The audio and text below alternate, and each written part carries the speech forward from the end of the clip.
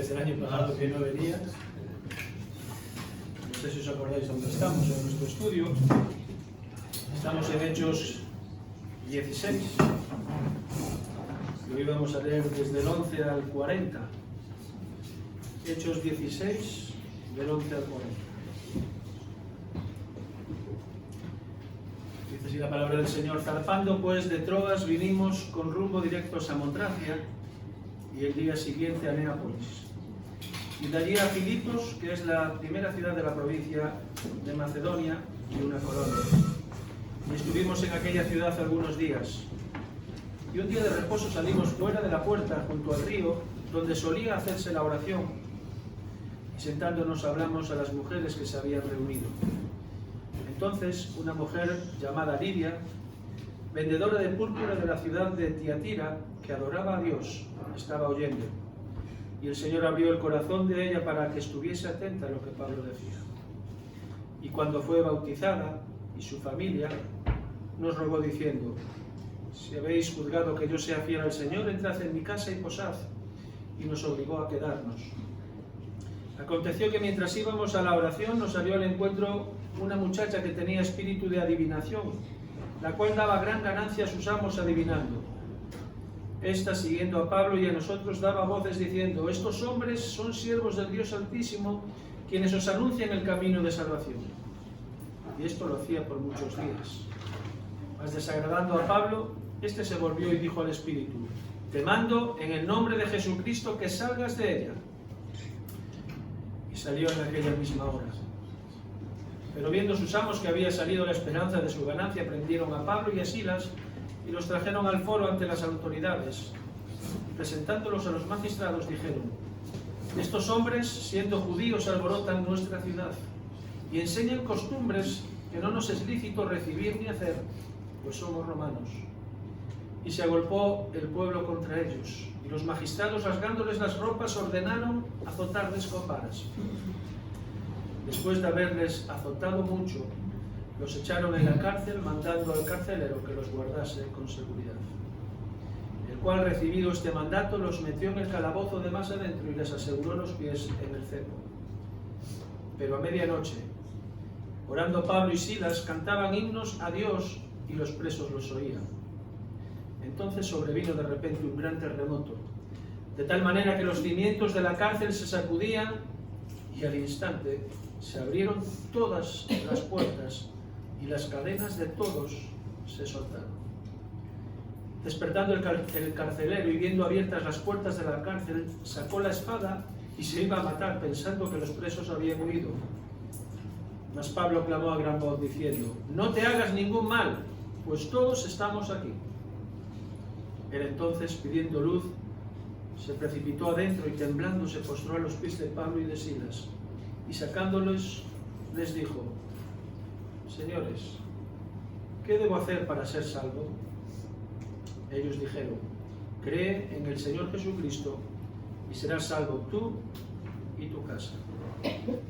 Y le hablaron la palabra del Señor a él y a todos los que estaban en su casa. Y él, tomándolos en aquella misma hora de la noche, les lavó las heridas, y enseguida se bautizó él con todos los suyos. Y llevándolos a su casa, les puso la mesa, y se regocijó con toda su casa de haber creído a Dios. Cuando fue de día, los magistrados enviaron alguaciles a decir: suelta a aquellos hombres. Y el carcelero hizo saber estas palabras a Pablo: los magistrados han mandado a decir que os suelte, así que ahora salid y marchaos en paz. Pero Pablo les dijo: después de azotarnos públicamente sin sentencia judicial, siendo ciudadanos romanos, nos echaron en la cárcel, ¿y ahora nos echan encubiertamente? No, por cierto, sino vengan ellos mismos a sacarnos. Y los alguaciles hicieron saber estas palabras a los magistrados, los cuales tuvieron miedo al oír que eran romanos. Y viniendo les rogaron, y sacándolos, les pidieron que salieran de la ciudad. Entonces, saliendo de la cárcel, entraron en casa de Lidia, y habiendo visto a los hermanos, los consolaron y se fueron. Hasta aquí la lectura. El año pasado dejamos a los misioneros en la ciudad de Troas, al pie del mar Egeo. Allí habían recibido la visión de un varón macedonio pidiéndoles ayuda. Y allí la respuesta de los misioneros fue inmediata. Se nos decía: enseguida procuramos partir para Macedonia. Y ahora en el versículo 11 se nos dice: zarpando pues de Troas, vinimos con rumbo directo a Samotracia y el día siguiente a Neápolis. Y Lucas sigue enfatizando la inmediatez de la respuesta al llamado del Señor. Vinimos rumbo directo a Samotracia. No anduvieron dando vueltas de un lado para otro, no anduvieron dando tumbos, no estuvieron haciendo el tiempo, sino que fueron directamente hacia Macedonia, obedeciendo la palabra que claramente habían recibido de parte de Dios. De Neápolis llegaron a Filipos, que era una ciudad importante de Macedonia. Filipos era un área conocida por sus minas de oro. Los romanos conquistaron esta ciudad en el año 168 a.C., como hacen todos los que conquistan tierras donde hay oro, se lo llevaron todo. En el año 42 a.C., Filipos fue el escenario de una batalla decisiva donde Marco Antonio y Octavio derrotaron a Bruto y Casio, que habían sido los que asesinaron al emperador Julio César. Octavio, quien más tarde había de adoptar el nombre de Augusto, Octavio Augusto, llegó a ser emperador romano. Filipos se convirtió en aquel entonces en una colonia romana. Y Augusto le concedió a Filipos el derecho de la ley romana, y la administración de la ciudad fue organizada siguiendo el modelo de Roma. Muchos veteranos del ejército romano se establecieron en aquella colonia. Como ciudadanos romanos estaban protegidos por la ley romana, no podían ser sometidos a azotes y tenían el derecho de apelar en caso de ser arrestados. Y aunque a nosotros la palabra colonia nos lleva a pensar en lugares que estaban sometidos, en el caso de las colonias romanas no era así. Los colonos gozaban de los mismos privilegios que si estuvieran viviendo en la ciudad de Roma.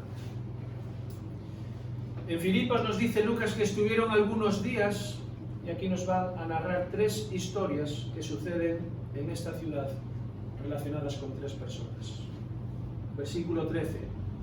Y un día de reposo salimos fuera de la puerta junto al río, donde solía hacerse la oración, y sentándonos hablamos a las mujeres que se habían reunido.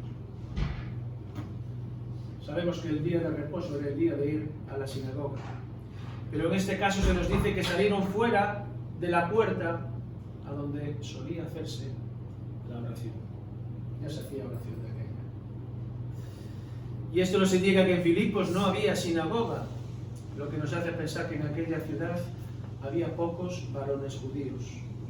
Para poder formar una sinagoga debía de haber al menos 10 hombres. Y allí en Filipos no los había.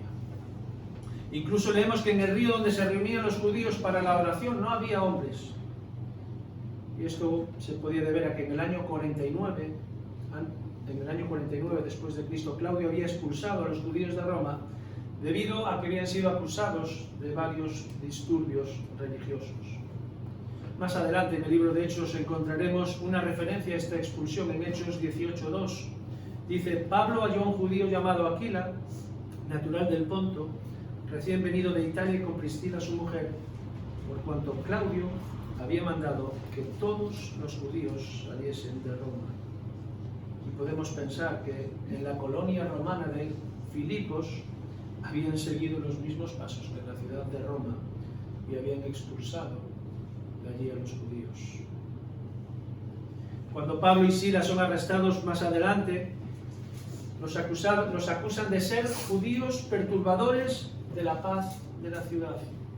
Y esta era una acusación similar a la que se levantó contra los judíos en Roma. Salimos a la puerta donde solía hacerse la oración junto al río. Como no había sinagoga, los judíos aprovechaban las zonas de los ríos para poder realizar los lavamientos de purificación a los que estaban acostumbrados.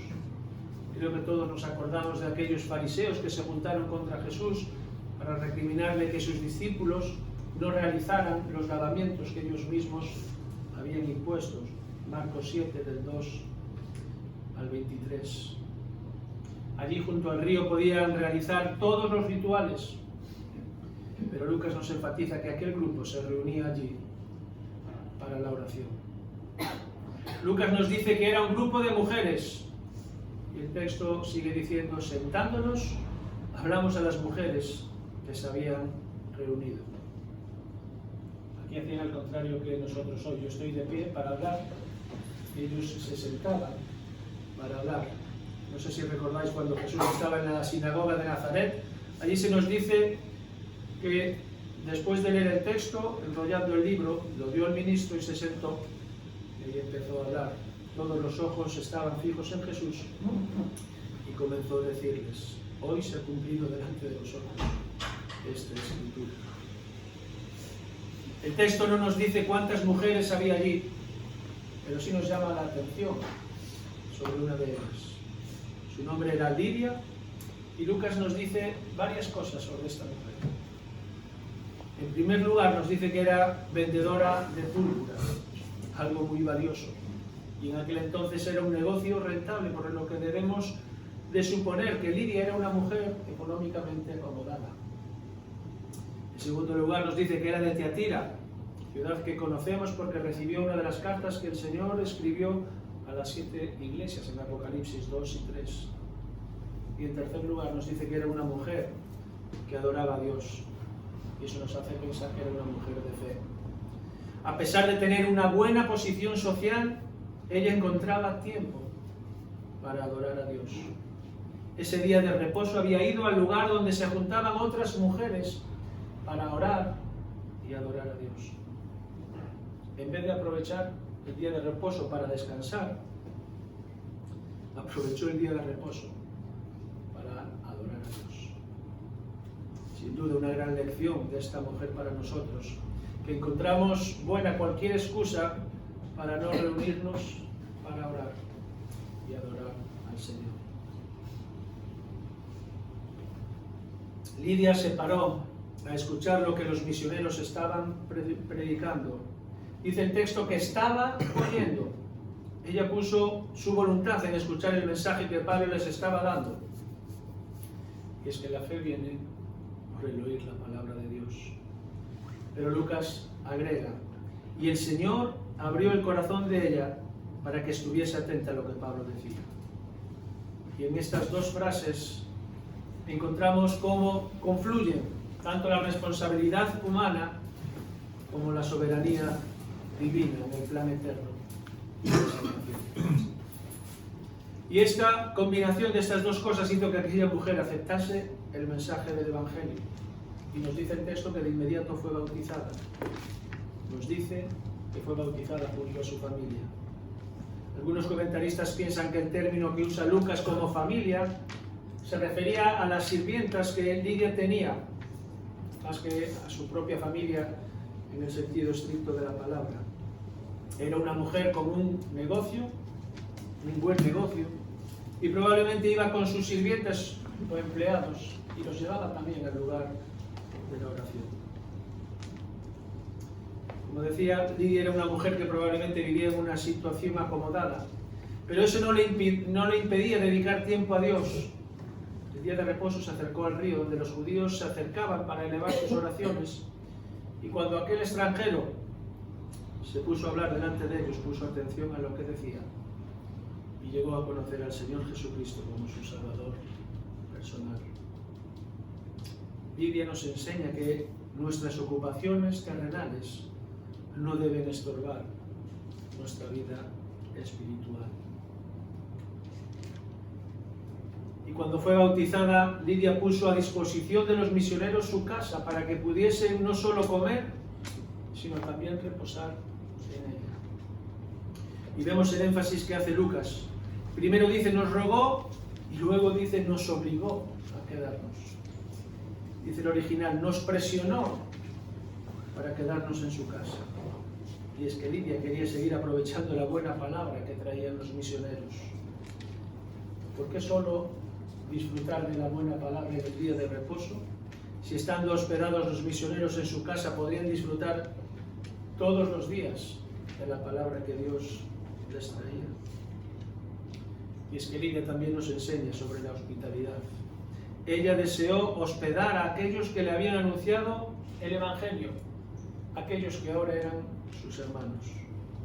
Y os leo unos versículos del Nuevo Testamento en cuanto a la hospitalidad. Romanos 12:11. En lo que requiere diligencia y no perezosos, fervientes en espíritu, sirviendo al Señor, gozosos en la esperanza, sufridos en la tribulación, constantes en la oración, compartiendo para las necesidades de los santos y practicando la hospitalidad. Hebreos 13:1. Permanezca el amor fraternal. No os olvidéis de la hospitalidad, porque por ella algunos, sin saberlo, hospedaron ángeles. Y otro par de textos en los que, de una manera más específica, Pablo se dirige a los ancianos de la congregación y a las viudas. 1 Timoteo 3:2. Pero es necesario que el obispo sea irreprensible, marido de una sola mujer, sobrio, prudente, decoroso, hospedador, apto para enseñar. Y a las viudas en 1 Timoteo 5:9. Sea puesta en la lista solo la viuda no menor de 60 años, que haya sido esposa de un solo marido, que tenga testimonio de buenas obras, si ha criado hijos, si ha practicado la hospitalidad. La hospitalidad no es un consejo, es un mandato. La narración continúa y Lucas centra ahora su atención en otra mujer.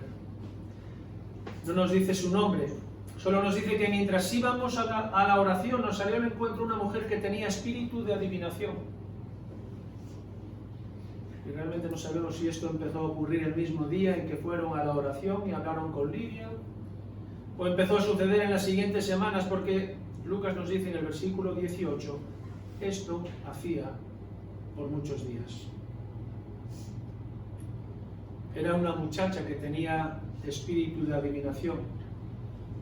No se nos dice cómo realizaba esas adivinaciones, si tenía un lugar al que la gente acudía a ella para que les adivinara el futuro, o si era algo que sucedía repentinamente en la calle cuando se encontraba con alguien. Lo que sí nos dice Lucas es que sus amos se lucraban de esa capacidad que tenía aquella muchacha. Daba gran ganancia a sus amos adivinando.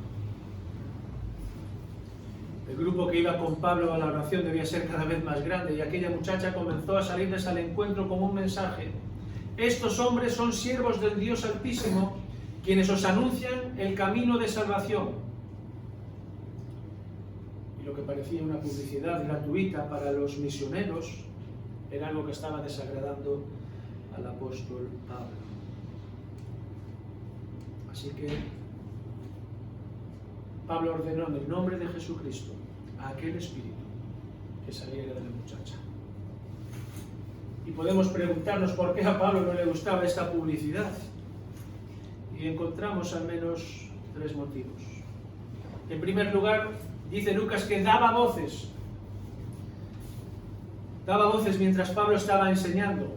Ella estaba gritando, algo que seguramente era muy molesto.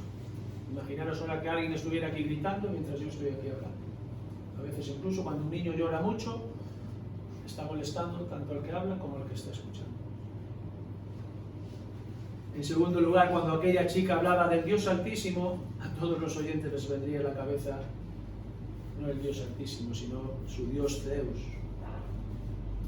Y en tercer lugar, en la Reina Valera dice, quienes os predican el camino de salvación, pero versiones más literales dicen, quienes os predican un camino de salvación, como si hubiera más caminos de salvación que el que estaba anunciando Pablo. Pablo escribiría años más tarde al propio Timoteo, que estaba con él en estos momentos, en 1 Timoteo 2:5, porque hay un solo Dios y un solo mediador entre Dios y los hombres, Jesucristo hombre, el cual se dio a sí mismo en rescate por todos, de lo cual se dio testimonio a su debido tiempo. Para esto yo fui constituido predicador y apóstol, digo verdad en Cristo, no miento, y maestro de los gentiles en fe y en verdad. Y es que Pablo se empeñaba en predicar a Jesucristo como el único camino. No era un camino más, era y es el único camino. Y la orden que Pablo dio al Espíritu en el nombre de Jesucristo produjo un efecto inmediato. Dice el texto que salió en aquella misma hora. Y vemos un nuevo milagro que se produce por el poder del Señor, no por el poder de los hombres. Aquella muchacha dejó de tener el poder de adivinar. No sabemos cómo los amos se dieron cuenta de que había dejado de tener ese poder. Pero en el momento en que se dieron cuenta, vieron que habían perdido la esperanza de sus ganancias, que debían ser muchas, como todavía hoy sucede con este tipo de actividades. Al darse cuenta de ello, inmediatamente arrastraron y prendieron a Pablo y a Silas y los trajeron al foro ante las autoridades y presentándolos a los magistrados dijeron: estos hombres, siendo judíos, alborotan nuestra ciudad y enseñan costumbres que no es lícito recibir ni hacer, pues somos romanos. Los amos prenden solo a Pablo y a Silas.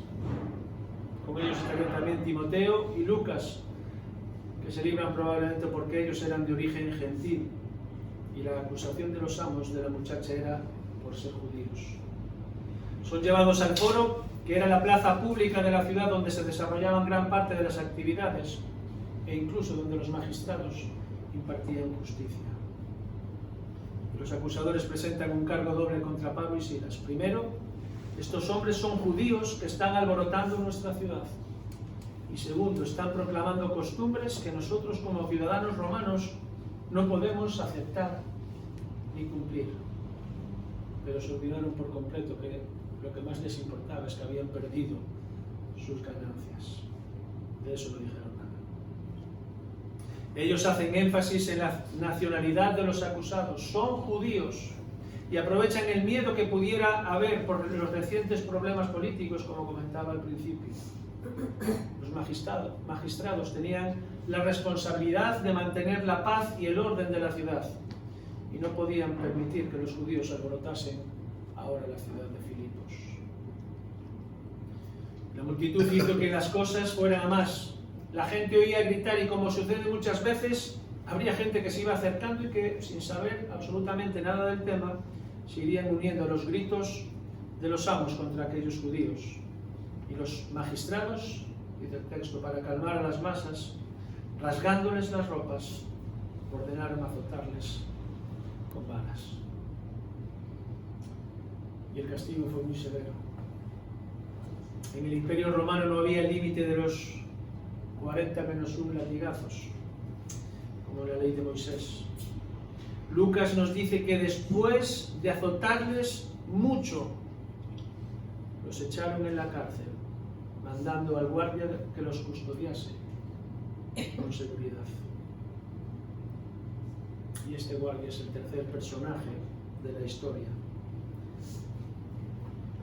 Él dice que los metió en el calabozo de más adentro y les aseguró los pies en el cepo. Aquel lugar sería el lugar más inhóspito que nos podamos imaginar. Húmedo, frío, oscuro, y la posición en el cepo de lo más incómoda. Probablemente tanto los pies como las manos enganchadas al cepo, teniendo que mantener una postura muy incómoda. Pablo y Silas estaban siendo tratados como si fueran criminales, cuando lo que habían hecho fue liberar a una muchacha de un espíritu que estaba controlando su vida. Y creo que aquí podemos recordar las palabras de Pedro en 1 de Pedro 2:20. ¿Qué gloria es si pecando sois abofeteados y lo soportáis? Mas si haciendo lo bueno sufrís y lo soportáis, esto ciertamente es aprobado delante de Dios. Quizás Pablo habría escuchado de alguno de los discípulos del Señor las palabras que dijo Jesús en el Sermón del Monte: bienaventurados sois cuando por mi causa os vituperen y os persigan y digan toda clase de mal contra vosotros mintiendo. Gozaos y alegraos, porque vuestro galardón es grande en los cielos, porque así persiguieron a los profetas que fueron antes de vosotros. Quizás estas palabras fueron las que hicieron que en el interior de aquella cárcel se escuchara cantar a un dúo. Un dúo que elevaba sus signos a Dios, gozosos de sufrir persecución por causa del Evangelio. Un dúo que llamó la atención de los otros presos que les estaban escuchando cantar en medio de aquella situación tan penosa. ¿Qué pensarían aquellos presos que estaban con ellos cuando Silas y Pablo estaban cantando himnos al Señor, después de haber sido azotados de una manera tremenda y de haber sido llevados al calabozo de más adentro, en aquella postura tan incómoda? Tuvieron que quedar muy sorprendidos. No sabemos cuánto tiempo estuvieron cantando, pero mientras cantaban, el poder de Dios se manifestó produciendo un terremoto. Un terremoto que debería de haber hecho caer la cárcel al suelo, pero lo que hizo fue abrir las puertas y soltar las cadenas de los que estaban allí amarrados. Y esto despertó al carcelero. Y me dio una sorpresa, se llevaría. Las puertas de la cárcel estaban abiertas. Y es que él tenía la responsabilidad de guardar a aquellos presos. Y si aquellos presos escapaban, lo iba a pagar con su propia vida. Y viendo que ahora las puertas estaban abiertas, lo primero que pensaría fue: todos han huido. Pablo vio al carcelero que había desenvainado su espada y que se la iba a clavar. Pero Pablo le gritó: no te hagas ningún mal, pues todos estamos aquí. No tienes que pagar con tu vida porque no has perdido ninguno de los presos. El carcelero no podía creerse. ¿Qué preso en su sano juicio, al ver las puertas abiertas, se quedaría por su propia voluntad en aquella mugrienta cárcel? Así que, pidiendo luz, entró en lo más profundo del calabozo y, para su sorpresa, todos estaban allí. Ninguno había aprovechado la oportunidad para huir. El texto nos dice que los sacó de la cárcel y les preguntó: ¿qué debo hacer para ser salvo? Recordemos lo que anunciaba la muchacha poseída: estos hombres os anuncian un camino de salvación. Ahora el carcelero reconocía su necesidad de encontrar el camino de la salvación. Reconocía la necesidad de ser salvo. Y Pablo y Silas le muestran el único camino de la salvación. Cree en el Señor Jesucristo y serás salvo tú y tu casa. La predicación empezó con esta frase, pero continuó, dice el texto: y le hablaron la palabra del Señor a él y a todos los que estaban en su casa. Dice el versículo 33, y él, tomándolos en aquella misma hora de la noche, les lavó las heridas y enseguida se bautizó él con todos los suyos. ¿Qué cambio se produjo en aquel carcelero? Probablemente cuando introdujo a Pablo y a Silas en el calabozo más profundo, lo hizo de una manera muy áspera, quizás a empujones, sin importarle si los lastimaba. Ahora nos dice que les lava sus heridas. Me lo imagino con suavidad, intentando no lastimarlos. Y vemos como Lucas, en la misma frase, nos dice que el carcelero lavó con agua las heridas de Pablo y Silas, y los misioneros bautizaron con agua al carcelero. Qué precioso momento pudo narrarnos Lucas aquí. Y de nuevo vemos la hospitalidad. Llevándolos a su casa, les puso la mesa y se regocijó con toda su casa de haber creído a Dios. El carcelero había visto algo increíble. Por un lado, como un terremoto no tira el edificio abajo, y sin embargo las puertas se abren y las cadenas de los presos se sueltan. Pasó de adorar a los ídolos a adorar al Dios del gran poder, al Dios que tiene poder sobre la naturaleza y al Dios que envió a su Hijo para morir por nuestros pecados. Al dúo que comenzaron Pablo y Silas se les unió un grupo más grande de personas que aceptaron al Señor Jesucristo como su Salvador. Nos dice el texto que a la mañana siguiente los magistrados ordenaron soltar a los presos. Envían a los alguaciles a decir al carcelero que los suelte, pero aquí Pablo hace uso de sus derechos como ciudadano romano. Aunque Pablo era judío, él tenía la ciudadanía romana. Como ya dije, los ciudadanos romanos no se les podía azotar sin haber un juicio antes. Lo que habían hecho los magistrados de Filipos era algo muy grave: azotar a un ciudadano romano. Ahora el temor se apoderaba de ellos. Dice que viniendo les rogaron y sacándolos les pidieron que salieran de la ciudad. ¿Cómo había cambiado el cuento, verdad? Aquellos magistrados pasaron de rasgar las ropas de Pablo y Silas para azotarles mucho, y ahora les rogaban que no tomasen represalias contra ellos. Y vemos la compasión que Pablo tiene por aquellos magistrados, a los que, pudiendo acusarlos ante las autoridades superiores, les perdonó.